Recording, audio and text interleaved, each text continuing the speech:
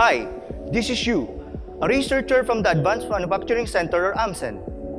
I am about to show you 3D printing technology known as stereolithography or SLA 3D printing.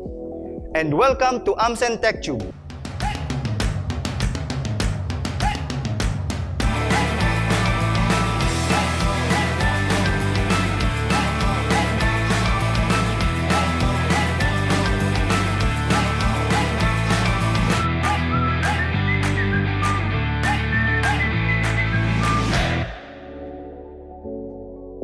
SLA 3D printing is just one of the many additive manufacturing technologies here at AMCen.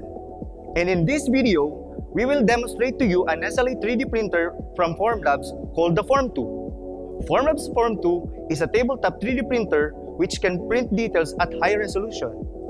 The lowest layer thickness that it can print is 300 microns. It's of the same thickness as an ordinary transparent face shield. The highest resolution that it can print is 25 microns, which is less than half the thickness of human hair. This gives better surface finish and detail compared to FDM and other types of 3D printer. Its print size is about 145 by 145 by 175 millimeters. Now, let's go to the slicer software. The Form2 was a user-friendly slicer software called the Preform. This makes 3D printing experience more convenient and exciting. One of its features is the creation of automatic support and easy orientation on the design. Thus, the only requirement needed to create the 3D printed material is a good CAD file. Now that we have the CAD file and we had already set the parameters, we are ready to proceed to our printing.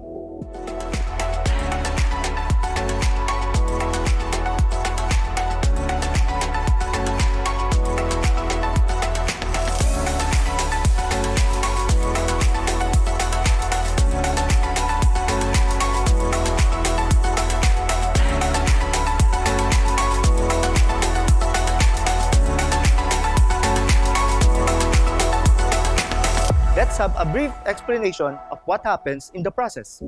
Form2 uses UV laser to cure the liquid resin and form a solid layer. In Form2, the UV laser and the resin tank are placed below the build platform. As you can see, the build platform is oriented upside down, which results to the part being printed invertedly. Now, for the printing process, the UV laser creates a reaction that solidifies the resin that is in contact with the build platform for the desired design layer by layer. Once the printing is done, cleaning and post-processing is needed in order to fully cure the material. So, this is one of our example of the final product, an attachable alcohol case. With this, sanitizing is more convenient. Aside from what we created, the Form2 also works on a wide range of photopolymer resins for various applications.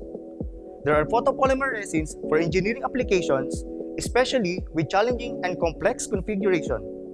Also, there are resin for orthodontics, medical application, ceramics, and wax investment casting for jewelry making.